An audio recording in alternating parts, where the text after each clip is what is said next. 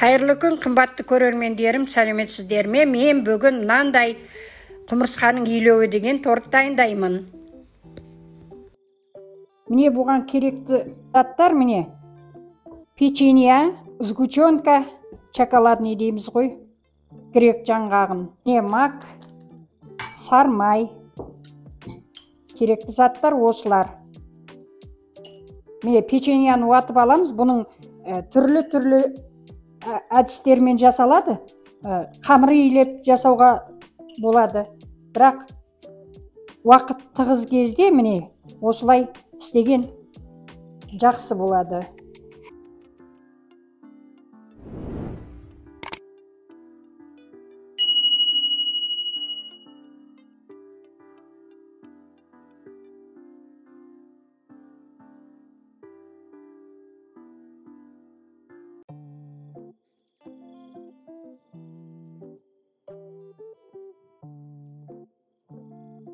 Енді мына жаңғағымызды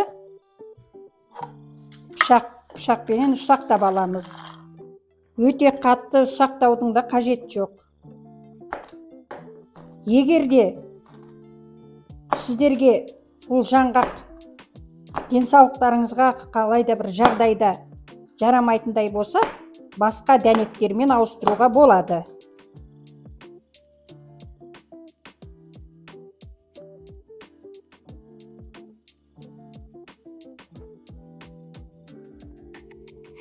Ендігі кезекте кремін дайындаймыз. Менде 300 грамм шоколадный сгущенка бар, 150 грамм сарымай. Алдыменен сарымайды блендермен езіп аламыз.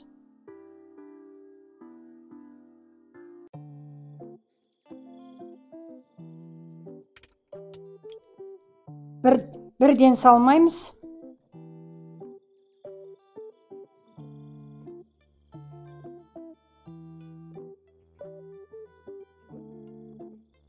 Мен 1 қасық какао қосқым келіп тұр. Енді өздеріңіз білесіздер. Маған какао қосқан ұнайды.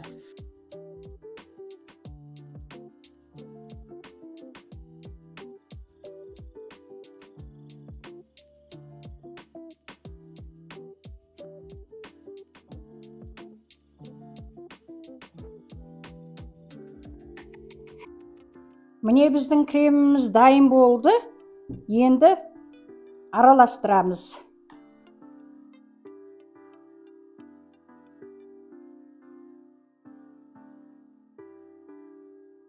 Енді араластырып дайындап болдық. Енді өзіңіздің қалауыңызша бір форма етіп жасайсыз.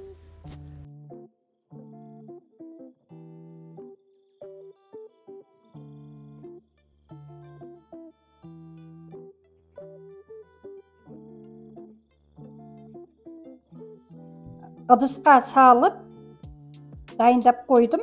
Әркімнің талғамына әртүрлі ғой. Мен міне бір тал печеньяны үгітіп, бетіне сеуіп қойғым келіп тұр.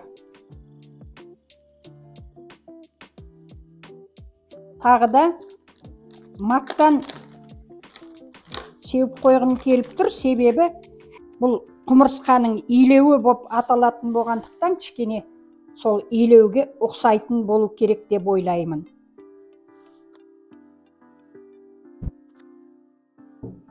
Міне құмырсқаның илеуі. Енді бір 2-3 сағат тоңазытқышқа қойып қоямыз. Егерде кешке қарай болса, онда түнімен қойып, ертең қажет болатындай болса, түнімен қойып, таңертең алуға болады қажетті кезде. Міне қымбатты көрермендер, міне пирогым дайын болды. Енді дастарханға салып, шаймен ішуге дайын. Видеом ұнаса, лайк басып, пікірлеріңізді жазып, тіркеле кетіңіздер. Келесі видеода кездескенше аман сау болыңыздар.